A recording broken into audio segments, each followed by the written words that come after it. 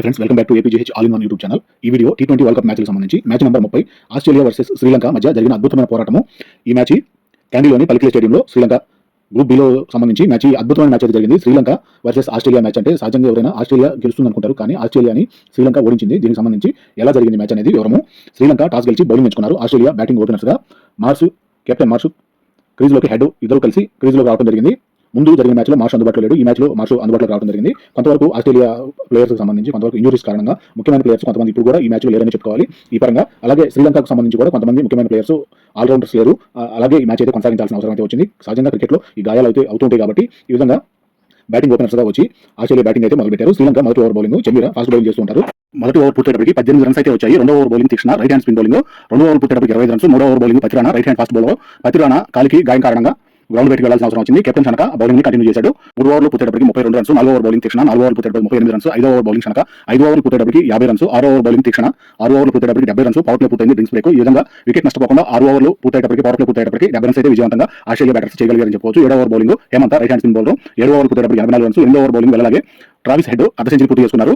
తన అద్భుతమైన బ్యాటింగ్ తోటి 4 6 చేసి 50 రన్స్ 27 బాల్స్ కి అర్ధ సెంచరీ అయితే పూర్తయింది. 8 ఓవర్ పూర్తయ్యేటప్పటికి 97 runs. 9 over bowling Hemanth Head 56 runs 29 balls కి కమింగ్ క్యాచ్ పట్టగా హెడ్ అయితే అర్ధ సెంచరీ పూర్తయిన వెంటనే 56 రన్స్ వద్ద 29 బాల్స్ కి కమింగ్ క్యాచ్ పట్టగా అవుట్ అవడం జరిగింది. క్రీజ్ లోకి గ్రీన్ వచ్చారు.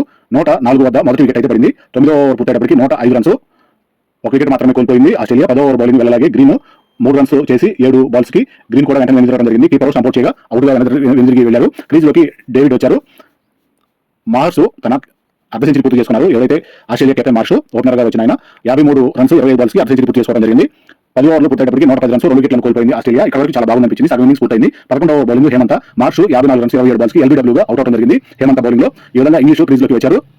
ఆస్ట్రేలియా కీపర్ ఇంగ్లీష్ క్రీజ్ లోకి వచ్చారు. ఈ విధంగా ఇప్పటి వరకు వికెట్లు పెద్దగా పడకుండా మంచి రన్ రేట్ ను ముందుకు తీసుకెళ్తున్న సందర్భంగా 11వ ఓవర్లో హేమంత్ ద్వారా కెప్టెన్ అవుట్ అవడం జరిగింది. క్రీజ్ లోకి ఇంగ్లీష్ వచ్చారు. 11 ఓవర్ పూర్తయ్యేటప్పటికి 115 రన్స్ 3 వికెట్లు. 12 ఓవర్ బౌలింగ్ అలాగే 12 ఓవర్ పూర్తయ్యేటప్పటికి 127 రన్స్ 2 వికెట్లు. 13 over bowling coming team David 6 runs మాత్రమే చేసి 5 బాల్స్ కి హేమంత్ క్యాచ్ పట్టగా అవుట్ అయ్యారు. క్రీజ్ లోకి మ్యాక్స్వెల్ వచ్చారు. 13 ఓవర్లు పూర్తయ్యేటప్పటికి 131 రన్స్ చేసి 4 వికెట్లను కోల్పోయింది ఆస్ట్రేలియా. 14వ ఓవర్ బౌలింగ్ మొదలయ్యేటప్పటికి గ్రౌండ్ లో మంచి ఎక్కువగా కూర్చున్నట్టుగా అక్కడ అర్థమవుతుంది. గ్రౌండ్ పరంగా చూసుకున్నట్లయితే వెళ్ళలాగే 14 ఓవర్ బౌల్ చేయడానికి వచ్చారు. 14 ఓవర్లు పూర్తయ్యేటప్పటికి 136 రన్స్ 4 వికెట్లు డ్రింక్స్ బ్రేక్ తీసుకున్నారు. 15వ ఓవర్ బౌలింగ్ కమింగ్ 15 ఓవర్లు పూర్తయ్యేటప్పటికి 151 రన్స్ 4 వికెట్లను కోల్పోయింది ఆస్ట్రేలియా. ఇంతవరకు చాలా బాగుంది అనిపించింది. 151 రన్స్ 15 ఓవర్లకి మంచి టార్గెట్ అయితే అనిపించింది. ఇంకా 5 ఓవర్లు పూర్తిగా మిగిలినాయి.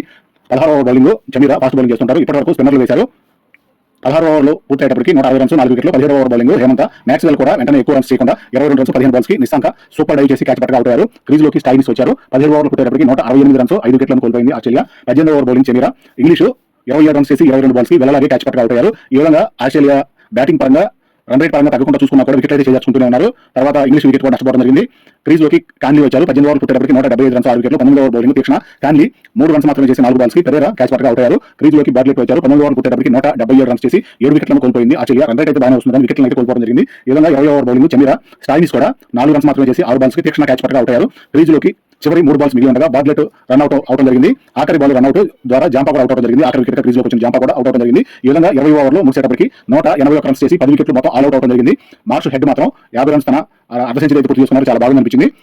వీరి భాగస్వామ్యం కూడా ఓపెనర్లు భాగస్వామ్యం కూడా 104 వరకు కూడా వికెట్ పడకుండా చాలా జాగ్రత్తగా బ్యాటింగ్ చేసుకుంటూ వచ్చిన సమయంలో 104 తర్వాత హెడ్ అవుట్ అవడము, తర్వాత మార్ష్ హెడ్ ఇద్దరు చాలా వరకు జాగ్రత్తగా తొలి 10 ఓవర్లు చాలా మంచి రన్ రేట్ ను తీసుకొచ్చి అలాగే మంచి వికెట్ నష్టపోకుండా మంచి స్కోర్ బోర్డును అలాగే బౌలర్లందరినీ ఇబ్బంది పెట్టే విధంగా మంచి బౌండరీలు 6లు చేస్తూ మంచి భాగస్వామ్యాన్ని అయితే నెలకొల్పారు. తర్వాత వీరిద్దరు అవుట్ అయిన వెంటనే వికెట్లు అయితే పడిపోవడం జరిగింది. బౌలింగ్ పరంగా చూసుకున్నట్లయితే హేమంత్ 3, చెమీరా 2, తీక్షణ వెళ్ళలాగే కమింగ్ 1 చొప్పున వికెట్లు అయితే తీశారు. వికెట్ల పతనం చూసినట్లయితే తొలిగా 104 వద్ద మాత్రమే తొలి వికెట్ పడింది. తర్వాత 110, 116, 130, 160, 174, 177, 180, మళ్ళీ 180, తర్వాత ఆఖరిగా 181 ఇలా వికెట్లను కోల్పోయి 20 ఓవర్లు పూర్తయ్యేటప్పటికి 181 రన్స్ చేసి ఆల్ అవుట్ అవడం జరిగింది. కొంతవరకు 104 వరకు వికెట్ నష్టపోకుండా భాగస్వామ్యాన్ని నెలకొల్పిన ఇంగ్లీష్ 27 రన్స్ మ్యాక్స్వెల్ 22 రన్స్ మాత్రమే చేయగలిగారు. ఇంతవరకు కొంతవరకు శ్రీలంకను అదుపు చేసే విధంగా మంచి టార్గెట్ అయితే ఇచ్చారని అనుకున్నాము. కానీ శ్రీలంక సొంత హోమ్ గ్రౌండ్ లో 181 పరుగుల టార్గెట్ ను ఛేదిస్తారని అనిపించే విధంగా ఉంది. ఈ విధంగా 182 రన్స్ టార్గెట్ ఛేదనగా ఓపెనర్స్ గా శ్రీలంక బ్యాటర్స్ నిశాంక పెరేరా క్రీజ్ లోకి వచ్చారు. ఆస్ట్రేలియా మొదటి over bowler Bartlett fast bowling చేస్తుంటారు. 1 ఓవర్ పూర్తయ్యేటప్పటికి 8 రన్స్. 2వ over bowling Stoinis right hand fast bowler. Perera 1 run మాత్రమే చేసి 3 బాల్స్ కి ఎలిస్ క్యాచ్ పట్టగా అవుట్ అయ్యారు. ఈ విధంగా శ్రీలంక మొదటి వికెట్ అయితే కోల్పోవడం జరిగింది. 2వ ఓవర్లో క్రీజ్ లోకి కీపర్ కుశాల్ మెండిస్ వచ్చారు. 2 ఓవర్లు పూర్తయ్యేటప్పటికి 12 రన్స్ 1 వికెట్. 3వ ఓవర్ బౌలింగ్ బార్లెట్ 3 ఓవర్లు పూర్తయ్యేటప్పటికి 26 రన్స్ 1 వికెట్. 4వ over bowling Ellis right hand fast bowler. 4వ ఓవర్ పూర్తయ్యేటప్పటికి 35 రన్స్ 1 వికెట్. 5వ bowling Connolly left hand spin bowling చేస్తుంటారు. 5వ ఓవర్ పూర్తయ్యేటప్పటికి 48 రన్స్ ఒక వికెట్. 6 ఓవర్ బౌలింగ్ చైనీస్ 6 ఓవర్లు పూర్తయ్యేటప్పటికి 61 రన్స్ చేసి ఒక వికెట్ కోల్పోయింది. ఇక్కడ పవర్ ప్లే పూర్తయింది, డ్రింక్స్ బ్రేక్. పవర్ ప్లే పూర్తయ్యడానికి 61 రన్స్ అయితే చేసి ఒక వికెట్ కోల్పోయింది. ఈ విధంగా శ్రీలంక బ్యాటింగ్ పర్లేదు అనిపించింది. 7 ఓవర్ బౌలింగ్ క్యాండీ స్పిన్ బౌలింగ్ చేస్తుంటారు. 7 ఓవర్ పూర్తయ్యేటప్పటికి 66 రన్స్ ఒక wicket. 8 over bowling Zampa right hand spin bowler. 8 over పూర్తయ్యేటప్పటికి 76 రన్స్ ఒక వికెట్. 9 ఓవర్ బౌలింగ్ క్యాండీ 9 ఓవర్ పూర్తయ్యేటప్పటికి 85 రన్స్ ఒక wicket. 10 over bowling Zampa 10 over పూర్తయ్యేటప్పటికి 93 రన్స్ ఒక వికెట్. ఇక్కడ సగం ఇన్నింగ్స్ పూర్తయింది, 10 ఓవర్లు పూర్తయ్యాయి. ఇక్కడ 11 over bowling Ellis Nishantha Kusal భాగస్వామ్యం 87 రన్స్ 56 బాల్స్ కి చాలా బాగుంది అనిపించింది. 11 ఓవర్ బౌలింగ్ 98 రన్స్ చేసి ఒక వికెట్ అయితే కోల్పోయింది. 11 ఓవర్ పూర్తయ్యేటప్పటికి 12 over bowling Maxwell right hand spin bowling చేస్తుంటారు. 12 ఓవర్ పూర్తయ్యేటప్పటికి 104 రన్స్ ఒక వికెట్. నిశాంత కుశాలు ఇద్దరు అర్ధ సెంచరీలు వెంటనే పూర్తి చేసుకున్నారు. ఈ విధంగా వీరు చూపించిన బ్యాటింగ్ విధానం చాలా బాగుంది అనిపించింది. మొదట్లో 2 వికెట్లు పడిపోయినా కూడా నిశాంత మరియు కుశాల్ ఇద్దరు కూడా మంచి బౌండరీలను అయితే చేస్తూ మంచి స్కోర్ బోర్డు అయితే ముందుకు తీసుకెళ్తున్నారు. ఇక్కడ ఆడియన్స్ పరంగా కూడా చూసుకున్నట్లయితే శ్రీలంక హోమ్ గ్రౌండ్ లో జరుగుతున్న మ్యాచ్ కాబట్టి దీనికి సంబంధించి సపోర్టర్స్ గా శ్రీలంక లోకల్ గా ఉండే సపోర్ట్స్ అందరూ కూడా గ్రౌండ్ ఫుల్ గా ఆడియన్స్ అయితే వచ్చారు. ఆస్ట్రేలియా సపోర్ట్స్ 5% ఉంటే దాదాపు శ్రీలంక సపోర్ట్స్ 95% అయితే కనిపిస్తున్నారు. అంత మంచి క్రికెట్ లవర్స్ అయితే క్రికెట్ అభిమానులు అయితే మనం శ్రీలంకలో చూడగలుగుతున్నాము. శ్రీలంక సంబంధించి మ్యాచ్ ఎక్కడ జరిగినా సరే శ్రీలంక నుంచి అభిమానులు వచ్చి వాళ్ళని సపోర్ట్ చేస్తూ ఉంటారు, ఎంకరేజ్ చేస్తూ ఉంటారు. చాలా బాగా అనిపించే విషయం ఇది. ఇలా అర్ధ సెంచరీ పూర్తి చేసుకున్నారు. 13 ఓవర్ బౌలింగ్ చైనీస్ కుశాలు 51 రన్స్ 38 బాల్స్ కి క్యాన్లీ క్యాచ్ పడక అవుట్ అయ్యారు. కుశాల్ మెండిస్ 51 రన్స్ వద్ద అవుట్ అవడం జరిగింది. క్రీజ్ లోకి రత్నాయకి వచ్చారు. 13 ఓవర్లు పూర్తయ్యేటప్పటికి 113 రన్స్ 2 వికెట్లు కోల్పోయింది. 14 ఓవర్ బౌలింగ్ జంపా 14 ఓవర్లు పూర్తయ్యేటప్పటికి 121 రన్స్ 2 వికెట్లు. 15 ఓవర్ బౌలింగ్ స్టైలిస్ 15 ఓవర్లు పూర్తయ్యేటప్పటికి 141 రన్స్ 2 వికెట్లు. 16 ఓవర్ బౌలింగ్ మ్యాక్స్వెల్ 16 ఓవర్లు పూర్తయ్యేటప్పటికి 151 రన్స్ 2 వికెట్లు. 17 ఓవర్ బౌలింగ్ ఎలిస్ 17 ఓవర్లు పూర్తయ్యేటప్పటికి 169 రన్స్ చేసి 2 వికెట్లు కోల్పోయింది శ్రీలంక. 18 ఓవర్ బౌలింగ్ ఇక్కడికి 18 బాల్స్ కి 13 రన్స్ మాత్రమే కావాలి శ్రీలంక గెలుపు కోసం. జంపా 18 ఓవర్ బౌలింగ్ 18 ఓవర్ పూర్తయ్యేటప్పటికి 184 రన్స్ 2 వికెట్లు. 8 వికెట్ల తేడాతో శ్రీలంక విజయం అయితే సాధించింది. ఇక్కడికి 18 ఓవర్లు పూర్తయ్యేటప్పటికి 184 రన్స్ టార్గెట్ చేయాలని చేశారు.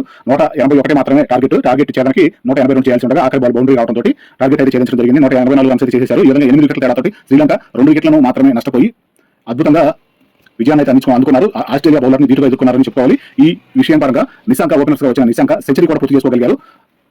100 రన్స్ 52 బాల్స్ కి అతి అద్భుతమైన బ్యాటింగ్ ప్రదర్శనతోటి మనిషి చూడడానికి 5 అడుగుల మనిషిలాగా చాలా పొట్టిగా ఉన్నా కూడా పొట్టుడైన గట్టుడు అంటారు కదా, ఈ విధంగా పెట్ట కొంచెం కోతగా ఉన్నట్టు అద్భుతమైన సెంచరీ అయితే చేశారు. బౌండరీలు అయితే తరలిస్తూనే ఉన్నాడు. ఈ విధంగా 100 రన్స్ 52 బాల్స్ పూర్తయింది. బౌలింగ్ పరంగా చూసుకున్నట్లయితే స్టైనిస్ మాత్రమే 2 వికెట్లను తీయగలిగారు. అంతకు మించి శ్రీలంక నుంచి ఆస్ట్రేలియాకి వికెట్లు ఏం దొరకలేదు.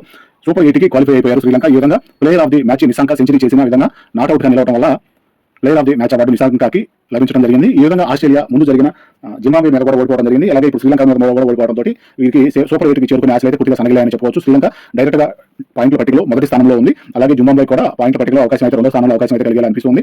ఇక్కడ ఆస్ట్రేలియా పరంగా మాత్రం ఇటు శ్రీలంక మీద అటు జింబాబ్వే మీద రెండింటి మీద ఓడిపోవడం వల్ల ఆస్ట్రేలియాకి అవకాశాలు అయితే తగ్గిపోయాయని చెప్పవచ్చు. ఈ విధంగా వీడియోకి సంబంధించి శ్రీలంక గ్రౌండ్ ముఖ్యంగా చెప్పుకోవాలంటే చాలా పెద్ద బౌండరీలు అయితే ఉంటుంటాయి. సింగిల్స్ 2Ds 3Ds వరకు అయితే అవకాశం ఉంటుంది. కానీ భారీ షాట్లు కొడితేనే తప్పితే బౌండరీలు అయితే సాధించే అవకాశం అయితే తక్కువగా ఉంటుంది. ఈ విధంగా బౌండరీలకి భారీ సిక్స్లకు ట్రై చేసి చాలా మంది అయితే బ్యాటర్స్ క్యాచ్ అవుట్ అయితే అయిపోతూ ఉంటారు. దీనికి సంబంధించి శ్రీలంక తన సొంత గ్రౌండ్ లో సూపర్ 8 అయితే క్వాలిఫై అయిపోయారు. శ్రీలంక చూపించిన బ్యాటింగ్ విధానం, బౌలింగ్ విధానం, గేమ్ ప్లానింగ్ విధానం, శ్రీలంక కూడా కొంతమంది ప్లేయర్స్ తోటి ఇంజరీస్ తోటి ముఖ్యమైన ప్లేయర్స్ కొంతమంది లేకపోయినా కూడా అద్భుతమైన బ్యాటింగ్ ప్రదర్శన, బౌలింగ్ పరంగా అద్భుతంగా చూపిస్తూ మంచి స్కోర్ అయితే చేసుకుని అలాగే వచ్చిన ఆడియన్స్ కి మంచి ఎంటర్టైన్మెంట్ అయితే ఇస్తూ బాగా సూపర్ 8 అయితే క్వాలిఫై అయిందని చెప్పుకోవచ్చు. దీనికి సంబంధించి కోచ్లుగా ఉన్న జయసూర్య మరియు మలింగ ఇద్దరు కూడా చాలా సంతోషంగా ఉన్నారు. ఇది ఈ రోజు వీడియో ఇంతటితోటి ముగిస్తున్నాను. థ్యాంక్ యూ, ధన్యవాదాలు, నమస్తే.